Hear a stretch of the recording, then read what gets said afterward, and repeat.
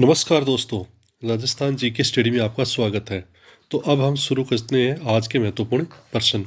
आज का हमारा पहला प्रश्न है, राजस्थान की नई प्रवासी राजस्थानी नीति 2025 के तहत कितने रणनीतिक स्तंभ निर्धारित किए गए हैं। तो राजस्थान की जो नई प्रवासी राजस्थानी नीति है जो 2025 में लॉन्च हुई है, उसमें कितने रणनीतिक स्तंभ निर्धारित किए गए हैं। तो ए ऑप्शन है 3, बी में 4, सी में 5 और डी में 7।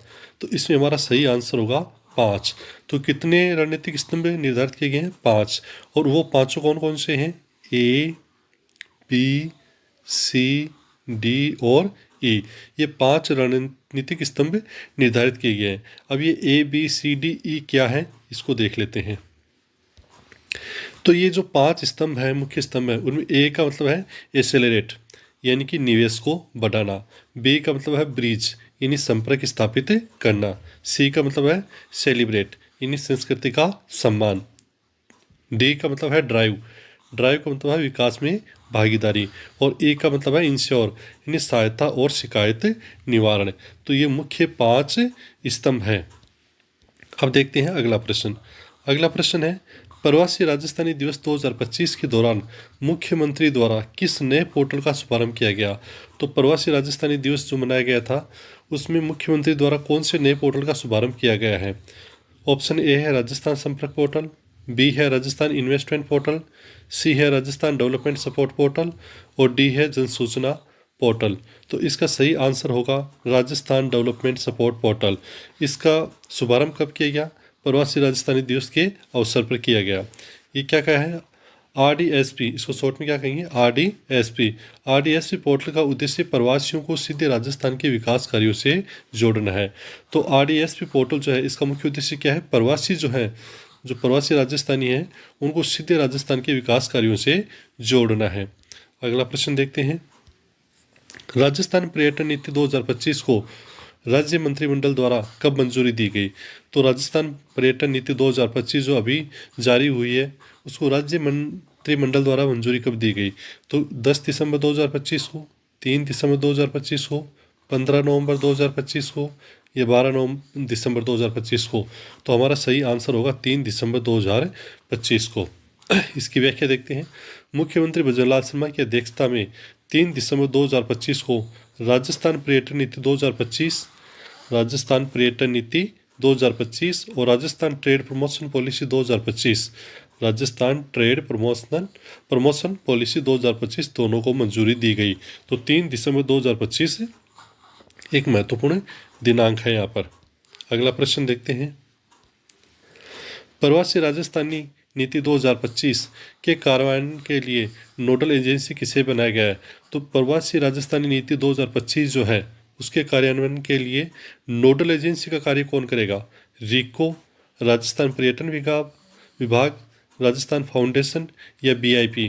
तो सही आंसर है राजस्थान फाउंडेशन। तो प्रवासी राजस्थान नीति 2025 के कार्यान्वयन के लिए नोडल एजेंसी के रूप में कौन कार्य करेगा? राजस्थान फाउंडेशन। अब राजस्थान फाउंडेशन क्या है? मार्च 2001 में स्थापित राजस्थान फाउंडेशन। तो राजस्थान फाउंडेशन की स्थापना कब हुई थी? मार्च 2001 में। इसे इस नीति के लिए नोडल समन्वय और कार्यान्वयन एजेंसी के रूप में कार्य करेगी। तो प्रवासी राजस्थानी नीति 2025 के कार्यान्वयन के लिए नोडल एजेंसी का कार्य किसको दिया गया है? राजस्थान फाउंडेशन को दिया गया है। अगला प्रश्न है, राजस्थान ट्रेड प्रमोशन नीति 2025, राजस्थान ट्रेड प्रमोशन पॉलिसी 2025 का मुख्य लक्ष्य समूह कौन सा है, यानी टारगेट ग्रुप कौन सा है इसका। तो राजस्थान ट्रेड प्रमोशन पॉलिसी 2025 का टारगेट समूह कौन सा है? बड़े औद्योगिक घराने, केवल विदेशी निवेशक, 10.5 लाख से अधिक रिटेल स्टोर्स और MSME उद्यमी या कृषि स्टार्टअप्स। तो इसका जो टारगेट है, राजस्थान ट्रेड प्रमोशन पॉलिसी 2025 का जो जिस समूह को ये टारगेट करती है, वो समूह कौन सा है? तो वो समूह है 10.5 लाख से अधिक रिटेल स्टोर्स और MSME उद्यमी। तो यह नीति विशेष रूप से छोटे व्यापारियों को ई-कॉमर्स प्लेटफॉर्म और बड़े लॉजिस्टिक नेटवर्क जैसी सुविधाएं प्रदान करने के लिए बनाई गई है। तो राजस्थान ट्रेड प्रमोशन पॉलिसी 2025 जो है, उसका मुख्य उद्देश्य क्या है? यह नीति विशेष रूप से छोटे व्यापारियों को ई कॉमर्स प्लेटफॉर्म और बड़े लॉजिस्टिक नेटवर्क जैसे सुविधाएं प्रदान करने के लिए बनाई गई है। अगला प्रश्न देखते हैं। राजस्थान पर्यटन नीति 2025 के तहत पर्यटन को बढ़ावा देने के लिए किन नए सर्किटों का निर्माण का प्रावधान है? इनकी राजस्थान पर्यटन नीति 2025 जो है उसमें कौन से नए सर्किटों को तैयार करने का निर्माण का प्रावधान किया गया है? सौर्य सर्किट का, बर्ड वॉचिंग सर्किट का, धार्मिक और वन पर्यटन हब का, या उपरोक्त सभी? तो इसका आंसर होगा उपरोक्त सभी।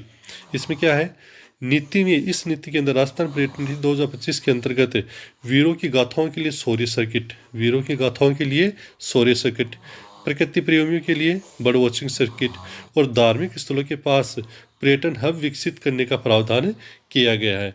तो ये है राजस्थान पर्यटन नीति 2025। अगला प्रश्न है, राजस्थान जन विश्वास उपबंधों का संशोधन अध्यादेश 2025। राजस्थान जन विश्वास उपबंधों का संशोधन अध्यादेश 2025 के माध्यम से कितने कानूनों में संशोधन किया गया है? तो ये जो एक नया अध्यादेश जारी हुआ है, राजस्थान जन विश्वास उपबंधों का संशोधन अध्यादेश 2025 के माध्यम से कितने कानूनों में संशोधन किया गया है?